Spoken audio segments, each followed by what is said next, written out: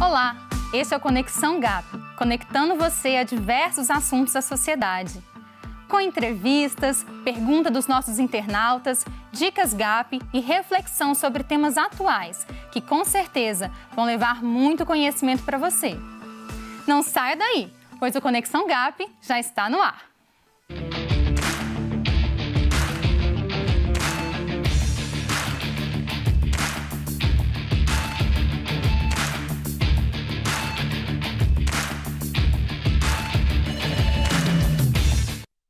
O Conexão GAP tem o objetivo de levar conhecimento sobre todas as esferas da sociedade, principalmente da esfera política, a vocês, nossos telespectadores.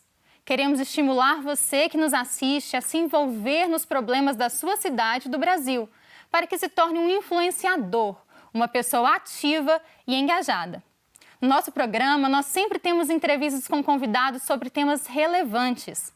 E hoje eu recebo o servidor público na Câmara Municipal de Belo Horizonte, bacharel em Administração Pública e um dos líderes do Legacy Jovens da Igreja Batista da Lagoinha, Renato Ferreira, que vai com a gente, conversar um pouquinho com a gente sobre a importância do envolvimento jovem com a política. Olá, Renato, seja muito bem-vindo ao nosso programa. Olá, o privilégio é todo meu, viu? É um prazer para nós termos você aqui. Nós vamos conversar hoje sobre o tema o jovem e a política. E muitas vezes, Renato, a gente vê que o jovem vê a política como algo entediante, como algo chato. Na sua opinião, o que contribui para isso? Bom, primeiro precisamos ver o que traz essa ruptura do jovem com a política, né? E eu digo mais, não só do jovem, mas a sociedade num todo. Né? A gente vive um momento de renovação política muito grande e as eleições de 2018 trouxeram essa mensagem, a sociedade ela passou algo, né? Ela quis dizer algo com mais de alguns porcentos do Congresso sendo renovado, o Senado também passando por um índice de renovação muito grande. Então, isso quer dizer que o jovem está mais próximo da política, ele está mais atento à política também. Né? Eu acredito que antes o nosso cenário político brasileiro e a forma de se fazer política e a forma que nós tínhamos da política tradicional comum era uma política muito distante do jovem. Né? Não só do jovem, mas da sociedade. Uma política do toma lá da cá, uma política onde só tínhamos um relacionamento com o eleitorado quando precisássemos dos votos, né, para uma possível reeleição. Então, hoje, o jovem está com uma mente diferenciada. O jovem ele entendeu o poder do seu voto, né, e o jovem ele tem buscado, de uma certa forma, ocupar esse espaço da política que, de certa forma, ele abandonou, né, em algum momento no cenário político brasileiro. Mas você acha que ainda há pessoas que veem a política como algo desinteressante? E se sim, o que torna essa política para esses jovens algo que não é passível para se envolver? Sim, a gente ainda tem essa realidade hoje de que política é algo chato, política é um ambiente totalmente de corrupção, é um ambiente onde só quem predomina ali são os velhos caciques do poder, né? E o jovem hoje ele tem uma barreira muito difícil de entrar e adentrar no cenário político brasileiro. Né? Assim como o jovem no mercado de trabalho, à procura do seu primeiro emprego, ele sofre ali um certo preconceito, na política ele sofre esse tipo de preconceito. Eu digo até por mim, com 24 anos, estudante de gestão pública, trabalhando na Câmara Municipal hoje de Belo Horizonte, eu participo de algumas reuniões com pessoas que são um pouco mais com uma idade mais avançada, com uma trajetória política maior do que a minha, e algumas reuniões que eu entro, eu percebo um olhar meio que um olhar preconceituoso, né? Como se aquele ambiente não fosse um ambiente para mim, como se eu não tivesse capacidade para estar ali. Então, esse distanciamento faz com que o jovem ele passe a ver a política como algo chato ou sobrecarregado, né? Então, eu acho que o nosso grande desafio hoje é trazer essa proximidade entre o jovem, a política e a sociedade como num todo. Muito bom. Na verdade, a gente vê que, de acordo com alguns dados, né, do TSE de 2018, pessoas de 16 a 35 anos, elas representam 22% do eleitorado brasileiro. Né? Considerando, então, que este é o público jovem do Brasil, quais os impactos negativos, Renato, que o desinteresse desse público pela política ele pode ocasionar no cenário brasileiro? Olha, o impacto negativo que eu vejo é da gente continuar produzindo mais do que nós já temos, né? Continuar produzindo mais do mesmo. Né? A política hoje ela só consegue produzir aquilo que já existe ali. E o jovem hoje ele tem uma sede por mudança, ele tem uma sede por renovação. A política ela é como uma televisão, só que sem um controle remoto, sabe? Eu costumo dizer isso. Que se você não levantar e for lá mudar o canal, você vai ficar vendo aquilo que você não quer assistir. Então, o jovem hoje, ele está tendo essa percepção de que a política é um local que ele precisa ocupar e de que ele precisa transformar. Né? Eu percebo muito que em 2013, 2014, quando a gente teve as grandes manifestações, que foram manifestações provocadas e impulsionadas no seio da juventude. Né? Então, ali foi uma mensagem, um recado de que a juventude está acordando e se despertando para isso. Então, quando a gente tem uma realidade de uma juventude que não é engajada no cenário político, a gente acaba produzindo mais do mesmo e a gente tem aí os velhos caciques do poder, que permanecem nesse poder, né, impedindo com que a renovação política aconteça, impedindo com que a oxigenação no sistema aconteça. E a gente precisa, de fato, adentrar isso e dizer que política, sim, é um espaço nosso, onde a gente precisa levar e debater ideias para a construção de um novo Brasil. Você falou aí sobre as manifestações, né? Que o jovem foi à rua, né? Para manifestar suas opiniões. Agora, como que a gente faz para manter esses jovens no cenário político e para que eles participem ativamente do processo eleitoral e do processo político? Olha, eu acredito muito na renovação, eu acredito muito na força e no engajamento que o jovem tem. Né? A gente não tem que levar só o jovem a gostar de política, a gente tem que levar ele a gostar de política e estar engajado na política. E tem sempre uma pergunta que norteia muito o meu coração e que eu sempre me faço, qual é o meu nível de contribuição no cenário político brasileiro? Se é como uma pessoa que vai lançar uma candidatura de forma institucionalizada, ocupando uma cadeira, ou se é como um jovem que participa do debate e agrega conteúdo a esse debate. Então, são duas vertentes que eu sempre, quando um jovem vem conversar comigo sobre política, eu tento meio que inserir isso no coração dele, ou você vai lá e faz algo que não existe, ou você agrega conteúdo nesse debate. Então, eu acho que o momento, né, a sociedade está pedindo isso, o momento do cenário político brasileiro está aberto para isso. E se cada um de nós olharmos para dentro de si, a gente vai perceber que a gente não quer morar em outro país. A gente quer morar em outro Brasil. A gente quer morar num Brasil economicamente próspero, socialmente justo, politicamente democrático. A gente quer morar num Brasil melhor. Sabe? Então, é o momento do jovem ele se engajar e construir e ajudar a tecer essa transformação. Né? Em 2018, no ano passado, a gente teve uma grande renovação, como eu falei, no Congresso e no Senado, e digo que para o próximo ano, na Câmara Municipal, a gente vai ter uma renovação muito grande.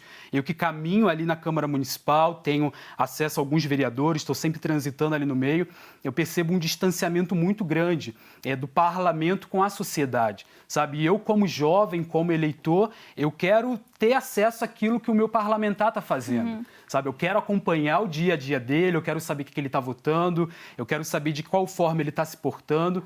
Então, esse é o novo jeito de se fazer política. E quem não se adaptar a essa nova realidade, ela não vai sobreviver no cenário político brasileiro. Eu digo até que os velhos caciques do poder que se mantiveram em 2018 conseguiram a sua reeleição.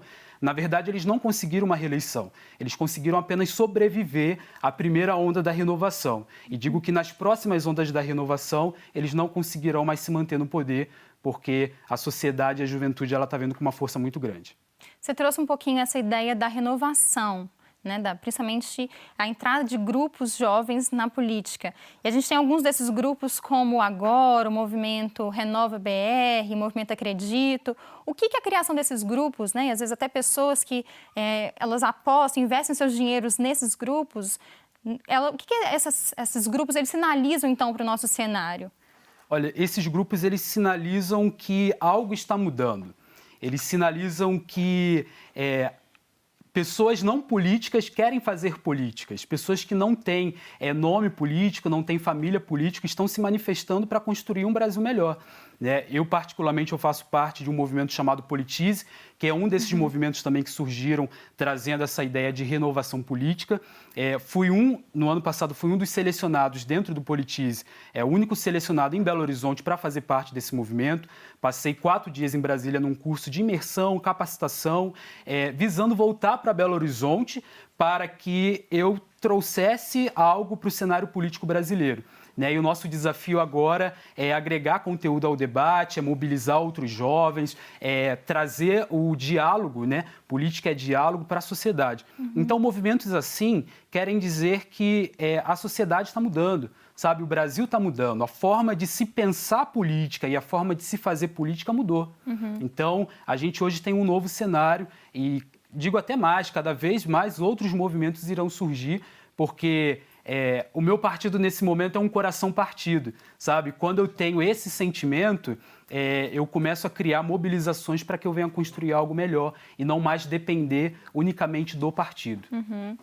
Nós, nas últimas eleições, Renato, vimos, por exemplo, que o deputado federal mais votado foi Eduardo Bolsonaro, com mais de 2 milhões de votos, né? Também tivemos outros jovens, como Marcel Van Hatten, Tabata Amaral, Kim Kataguiri, com votações expressivas. E todos eles têm menos de 35 anos. Além dessa idade, da faixa etária, o que mais esses jovens têm em comum?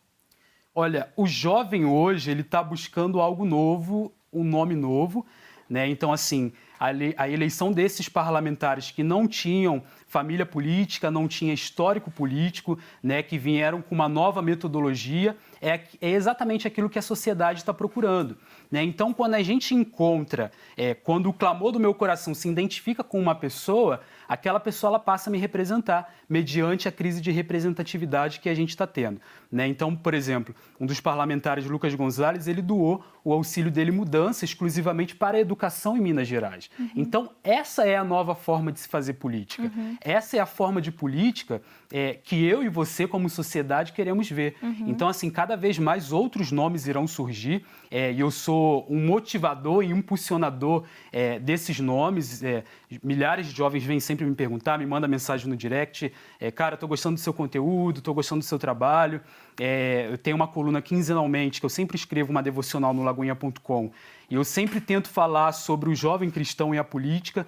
Então, assim, são formas de movimentar e impulsionar outras pessoas a se lançarem também, né? Assim como o Kim Kataguiri, que lançou um movimento lá em São Paulo e teve uma votação muito expressiva, Tabata Amaral e outros parlamentares que estão vindo com essa proposta da redução do Estado, de ter uma equipe enxuta, de que se dá para fazer mais com menos, de que não precisa de muito para se trabalhar, né? E hoje a gente, como jovem, eu costumo dizer que eles podem ter o fundo partidário, eles podem ter o fundo eleitoral, eles podem ter o tempo de televisão, eles podem ter rádio. Nós temos a força e o desejo de construir um Brasil melhor, sabe? Então é isso que me impulsiona a continuar acreditando no Brasil.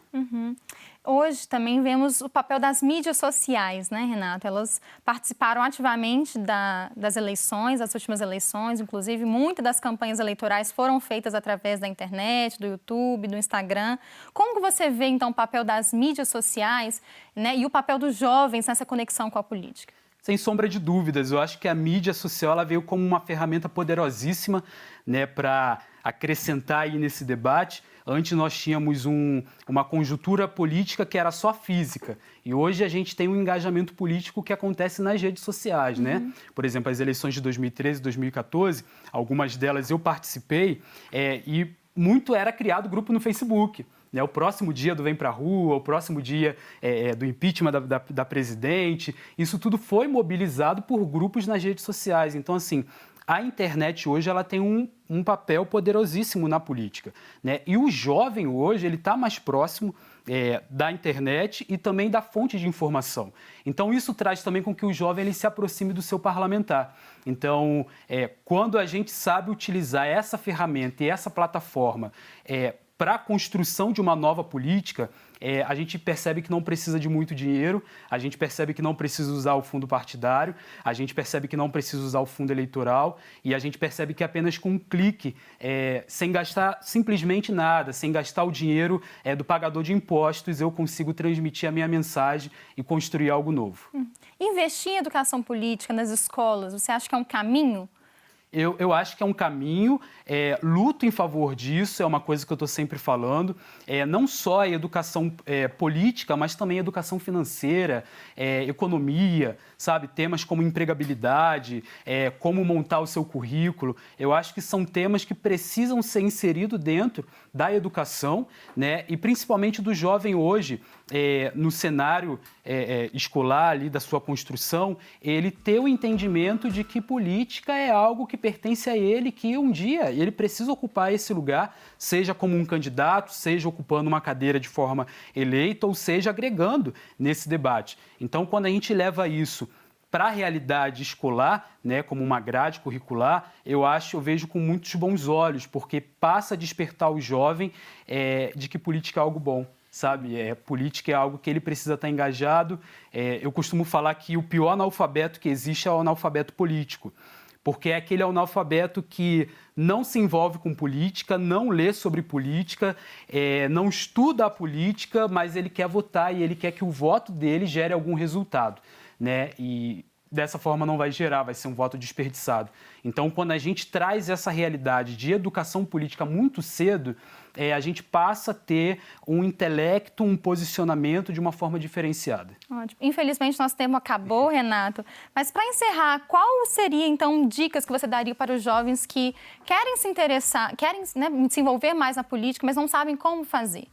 Olha, estudem, se capacitem, pesquise muito, vai na fonte, cobre do seu parlamentar, visite a Câmara Municipal da sua cidade e busque outros mecanismos para você estar inserido no cenário político. Renato, muito obrigado pela sua presença, obrigado pelas valiosas contribuições. Nosso tempo, infelizmente, acabou, mas nós vamos para um breve intervalo, nosso programa ainda não terminou. Fica aqui com a gente que daqui a pouquinho a gente volta.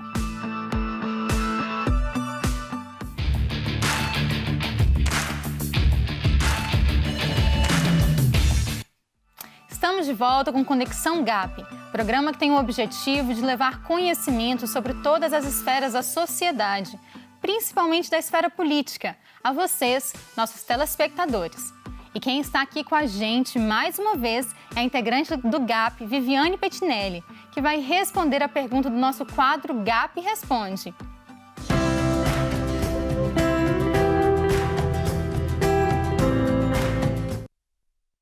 Viviane, seja muito bem-vinda ao nosso quadro. Qual que é a pergunta de hoje? Olá, Alexia. Olá a todos que nos assistem no Conexão GAP. É um prazer estar mais uma vez com vocês. E a pergunta de hoje vem de Ponta Grossa, Paraná. Ela foi selecionada porque tem pontos em comum com o nosso tema. E na entrevista que foi abordada. E quem pergunta é o Tiago Amorim. Ele pergunta: como eu faço para acompanhar de perto o que os parlamentares e os governantes do meu município estão fazendo? Tiago, existem muitas formas de acompanharmos o trabalho dos nossos parlamentares e de nossos governantes atualmente.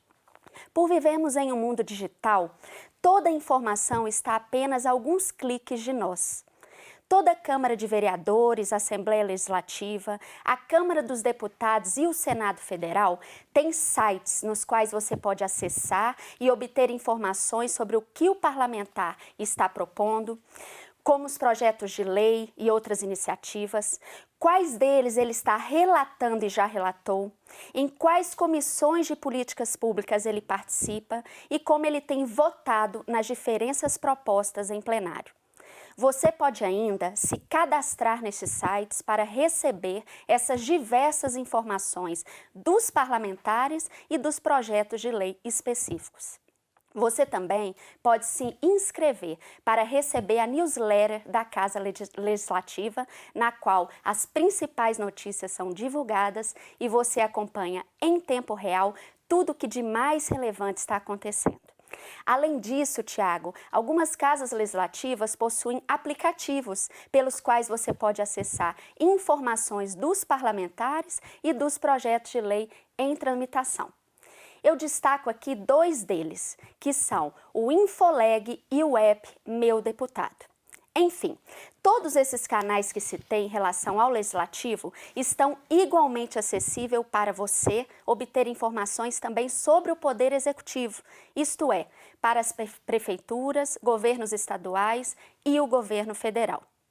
Nesses sites e nesses aplicativos, além de você acompanhar o que está sendo feito por seu governante, você também pode acessar serviços, fazer denúncias e reclamações e ainda sugerir políticas e soluções para a sua cidade, estado e nação. Eu destaco aqui o portal gov.br, que é o portal único do governo federal, no qual você encontra informações e serviços relacionados a todas as políticas públicas, além dos canais de atendimento ao público. Então é isso, Tiago. Eu espero que eu tenha respondido a sua pergunta. Você também quer participar do GAP Responde? É muito fácil. É só seguir o nosso perfil no Instagram, @gap.unec, e enviar um direct para a gente com a sua pergunta e cidade, acompanhada da hashtag GapResponde. Até mais! Muito obrigada, Viviane. E como este programa gosta de levar muito conhecimento para você, não pode faltar a nossa dica GAP do dia. Dessa vez, quem vai dar uma dica super legal para a gente é a integrante do GAP, Dayana Fagundes. É com você, Dayana.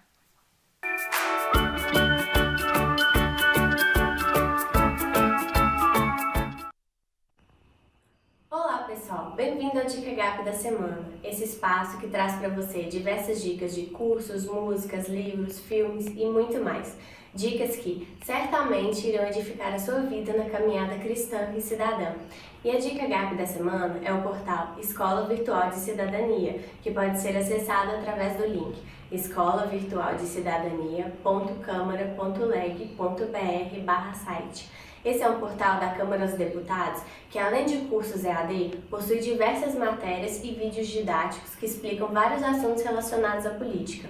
Alguns temas interessantes que são em destaque já na página inicial do portal é o que é política, o que é democracia, o que é participação, além de muitos outros temas. Também há no portal um quiz chamado Cidadão Participativo, que foi desenvolvido justamente para te fazer refletir sobre a sua participação na política. Vale a pena dar uma olhada no conteúdo do portal. E o melhor, ele não apresenta um conteúdo maçante e extensivo. Pelo contrário, ele é bem prático, didático e esclarecedor, principalmente para quem quer começar a entender melhor sobre política. Repetindo então, a Dica GAP da semana é o portal Escola Virtual de Cidadania, que pode ser acessado através do site escolavirtualdecidadania.câmara.leg.br/site. Espero que vocês tenham gostado da Dica GAP da semana e até mais! Muito obrigada, Dayana, pela participação e pela excelente dica. E agora eu quero fazer uma reflexão sobre a passagem bíblica de Josué 1:9, que diz assim: Não fui eu que lhe ordenei? Seja forte e corajoso, não se apavore, nem se desanime, pois o Senhor, o seu Deus, estará com você por onde você andar. Antes de meditarmos sobre este versículo, nós temos que entender o contexto em que ele foi escrito. Para isso, precisamos entender a história de Josué, que desde jovem estava sempre ao lado de Moisés, como descrito em Êxodo 33:11, que diz assim: E falava o Senhor a Moisés face a face, como com quem fala com seu amigo. Depois tornava-se ao arraial, mas o seu servidor, o jovem Josué, filho de Num, nunca se apartava do meio da tenda. Josué, desde muito jovem, esteve disponível para servir e, com isso, aprendia com Moisés. Josué serviu como assistente direto de Moisés quando ele recebeu a lei no Monte Sinai. Ele também acompanhou Moisés todas as vezes que ele foi à tenda, onde encontrava e ouvia o Senhor Deus, além de ter sido um dos 12 espias na terra de Canaã. Desde jovem, em toda a sua história, Josué se dispôs a servir, a aprender, até que chegou o momento de tomar posse da terra prometida. Moisés, sabendo que não iria pisar em Canaã, designou Josué para conduzir o povo até lá. Com a morte de Moisés, chegou o momento que Josué, sozinho, precisaria guiar o povo para tomar posse da terra prometida. E não era qualquer momento. Josué havia perdido sua referência e tinha grandes batalhas pela frente. Então o próprio Deus falou para Josué: não fui eu que lhe ordenei? Seja forte e corajoso, não se apavore, nem se desanime, pois o Senhor, o seu Deus, estará com você por onde você andar. Pensemos juntos. Desde jovem, Josué estava aprendendo, se dedicando, empenhando em tempo em fazer o que muitos não teriam interesse. O que era para ser algo simples como ajudante ou ser um espia em uma missão perigosa. Mas por sua dedicação e esforço, ele alcançou o mais alto posto em Israel, o de liderar o povo sob os cuidados e proteção de Deus. Josué estava pronto para a missão. Pela sua obediência, Deus o tornou bem-sucedido ao executá-la. Esta é a palavra de Deus para você hoje. Seja forte e corajoso. Não rejeite a missão que Deus te dá. Não tenha medo das barreiras, pois Deus o fará superá-las. Jamais perca o foco e nunca se esqueça. Não se apavore nem desanime, pois o Senhor, o seu Deus, estará com você por onde você andar. Eu espero que você seja edificado por essa mensagem. Então é isso, pessoal. Hoje nós vamos ficando por aqui, mas eu te espero no próximo programa Conexão GAP. Que Deus te abençoe.